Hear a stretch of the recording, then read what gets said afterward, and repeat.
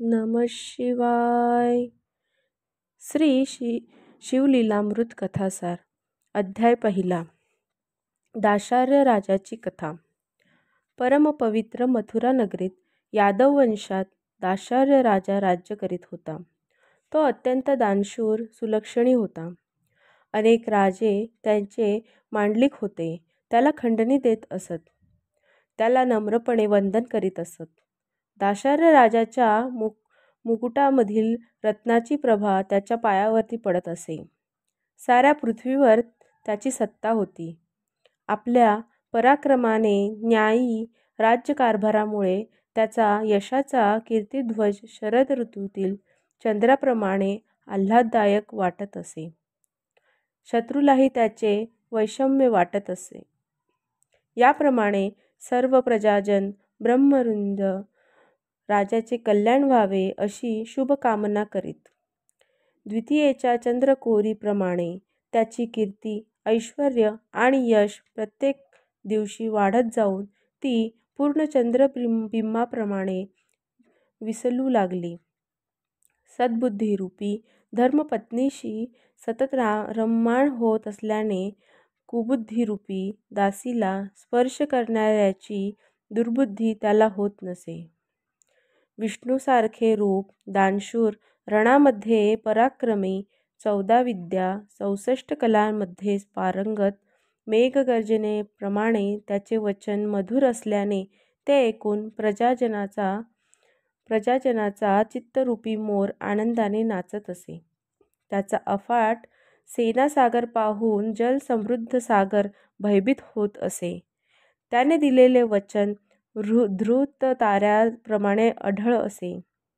एकदा महाराजांचा विवाह काशीराजाची कन्या कलावती बरोबर झाला. कलावती अप्रतिम सुंदर होती. जणू काही सौंदर्य सागराची लाट. सिंहकटी, हंसाप्रमाणे डौलदार चाल, चंद्रवदना हरिणाक्षी. तिच्या काळ्याभोर केससंभाराची वेणी सर्पाप्रमाणे वाटत तिच्या स्वरामध्ये कोकिळेच्या पंचम स्वराचा भास होई. तिचे दात हिऱ्यासारखे चमकदार दिसत.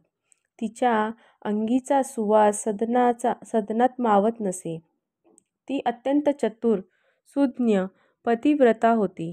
राजाचे चित्तरूपी भ्रमर कलावतीच्या मुखकमलाभोवती रुंजी घालत असे. एकदा राजाने कामासक्त झाल्याने कलावतीला बोलावणे पाठविले, परंतु त्यावेळी ती आली नाही. आसक्त अधीर झालेला राजा स्वतः कलावतीच्या महालात गेला व म्हणाला, तुझ्या सहवासाशिवाय माझे अन्यत्र चित्त लागत नाही. तू प्रेमवेलीप्रमाणे माझ्या तनुरूपी वृक्षाला आलिंगन दे. तुला पुत्ररूपाने फललाभ होईल.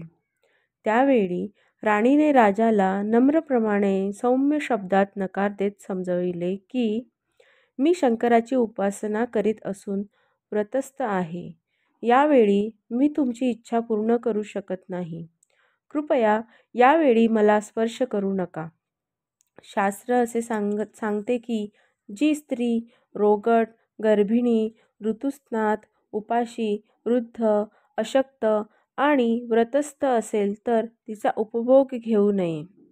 त्यासाठी स्त्री आणि पुरुष आनंदी, तरुण, रूपवंत, सर्व प्रकारचे भोग भोगलेली सुखे असावीत. पर्वकाळ आणि व्रताचे दिवस टाकून उत्तम काळी अनुकूल वातावरणात षडस अन्नभक्षण करून विश्रांती घेऊन ती स्त्रीसंग करावा. परंतु राजाचे तिच्या बोलण्याकडे लक्षच नव्हते. त्याच्या मनावर त्याचे नियंत्रण राहिले नाही. तो कामेच्छाने अधीर झाला होता. कलावतीच्या नकाराची, अनिच्छेची पर्वा न करता त्याने बेभानपणे जबरदस्तीने कलावती राणीला बळेच ओढून घेऊन आलिंगन दिले. त्या क्षणी चमत्कार झाला आणि राजाच्या सर्वांगाला गरम चटके बसल्यासारख्या वेदना झाल्या. राजा झटकन बाजूला झाला. मनातून दुःखी झालेल्या राजाने आपल्याला असे कष्ट होण्याचे कारण राणीला विचारले. तेव्हा कलावती राणी राजाचे सांत्वन करीत शांत स्वरात म्हणाली, राजन, आपण माझ्यावर रागवू नका. मला तुम्ही अत्यंत प्रिय आहात. परंतु माझे गुरुदेव दुर्वास ऋषी यांनी माझ्यावर कृपा करून परमपवित्र असा शिवपंचाक्षर मंत्र दिला. मी त्याचा अहोरात्र जप करते. आज मी व्रतस्थ असून उपवास केला आहे. माझे मन आत्मशिवराधेत लीन आहे. तसे पाहिले तर माझे अंग शीतलच आहे. परंतु आपण सतत मांस मदिरा यांचे सेवन करता, त्यामुळे ही अघटित घटना घडली. श्री गुरुदेवाच्या कृपेमुळे मला भूत भविष्य वर्तमान तिन्ही काळाचे ज्ञान आहे. आपल्या हातून जप तप पूजा अर्चना वंदन शिवपूजा गुरुसेवा सारखी पुण्यकर्मे घडली नाही. अशा अवस्थेमध्ये राजकारभार करणाऱ्याच्या कार्यामुळे परमार्थ साधण्याचा प्रयत्न करीत नाही, म्हणून आपल्याला अथकाळी महादुःख भोगावे लागेल. राणीचे शब्द ऐकून राजाचे मन प्रसन्न झाले आणि त्याला अनुताप झाला. तो सद्गतीत होऊन म्हणाला, हे प्रिय कलावती, तू मला हा शिवपंचाक्षर मंत्र दे. मी जप करीन, त्यामुळे मी सर्व पापापासून मुक्त होईन. राजाचे भाषण ऐकून राणी म्हणाली, महाराज, मी आपली पत्नी आहे, त्यामुळे तुम्हाला गुरुमंत्र देण्याचा मला अधिकार नाही. यादव कुळाचे गुरु गर्गमुनी, त्याचप्रमाणे वसिष्ठ वामदेव हे श्रेष्ठ महाज्ञानी महात्म्य आहेत. त्यांना शरण जाऊन आपण शिवमंत्राची दीक्षा घ्यावी. मग राजा कलावती राणीला बरोबर घेऊन गर्गमुनींच्या आश्रमात गेला. त्यांना साष्टांग दंडवत घालून दोन्ही हात जोडून त्यांच्यासमोर नम्रपणे उभा राहून प्रार्थना केली की, हे गुरुवर्य, माझ्या जीवनात आजपर्यंत पुण्याचे कोणतेच कार्य घडले नाही. ईश्वर सेवा मी केली नाही. मी माझ्या पापकर्मामुळे दुःखी होऊन आपल्या चरणाशी आलो आहे. हे सद्गुरु श्रेष्ठ, कृपा करून मला आपल्या सेवक मानून शिवपंचाक्षर मंत्राची दीक्षा घ्यावी. राजाची प्रार्थना ऐकून गर्गमुनींनी राजा राणीला यमुना नदीच्या तीरी नेऊन तेथे नियम आणि विधानसहित स्नान करवून राजा राणीच्या हातून शिवपूजन करविले. त्यांच्याकडून गुरुपूजन करविले. वस्त्र आभूषण यांचे संकल्प करविले.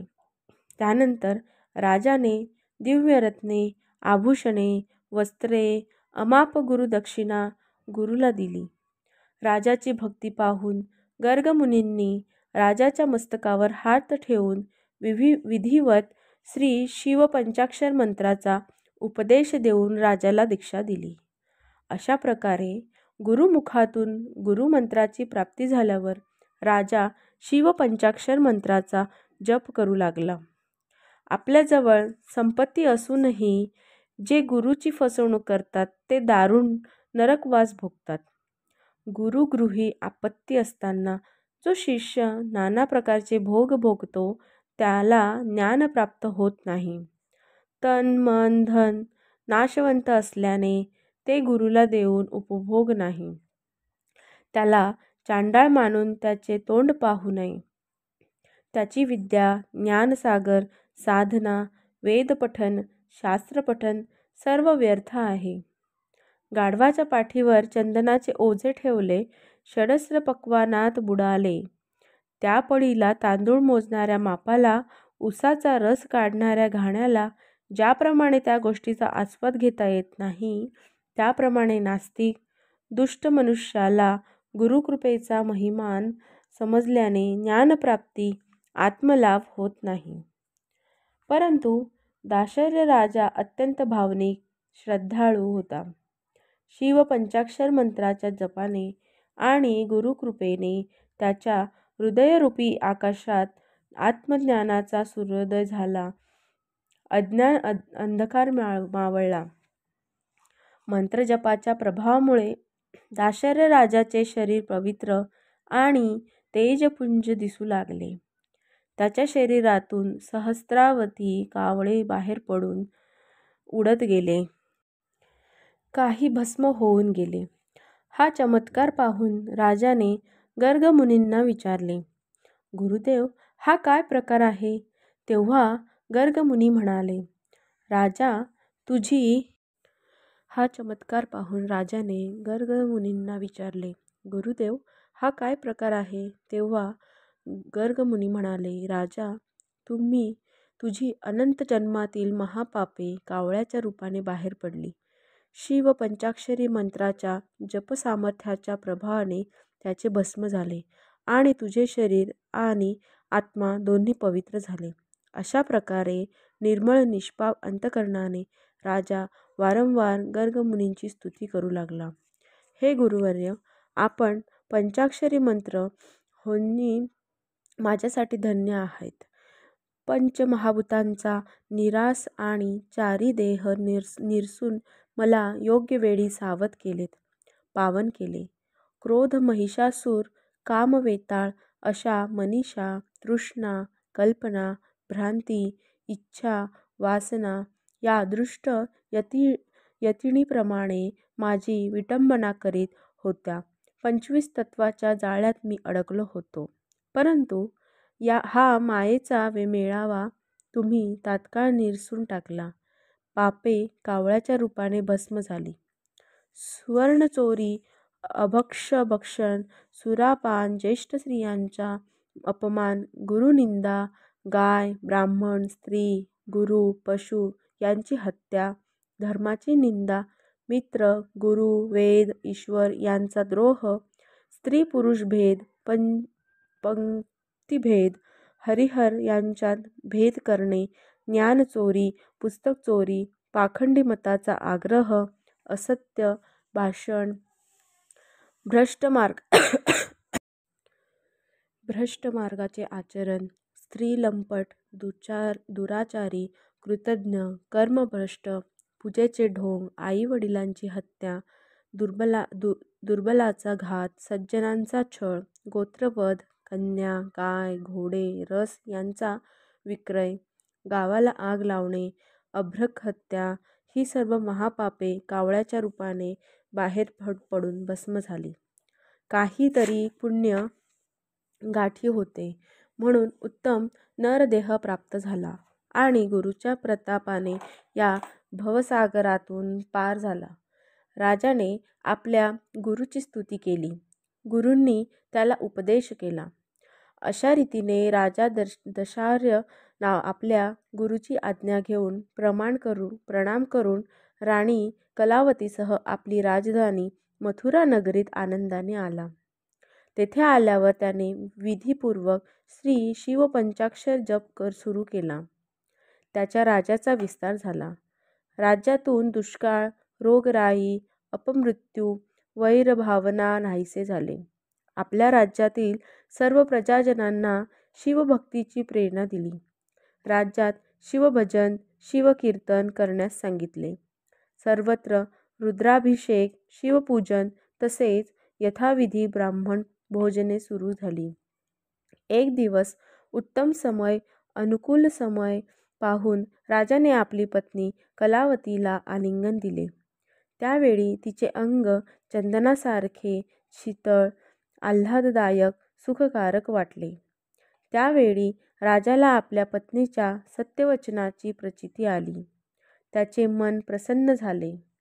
जे लोक दाशर्य राजाचे आख्यान लिहितील, ऐकतील, पठण करतील, त्याला अनुमोदन देतील, ग्रंथाचे रक्षण करतील, त्यांचे श्री शंकर भगवान स्वतः रक्षण करतील, ते लोक धन्य आहेत. या पुढील कथा अमृताहून सुरस आहे. ती पंडित, चतुर, गुरुभक्त, प्रेमळ, ज्ञानी श्रोत्यांनी श्रवण करावी. अध्याय पहिला समाप्त. ओम नमः शिवाय. ओम शांती शांती शांती.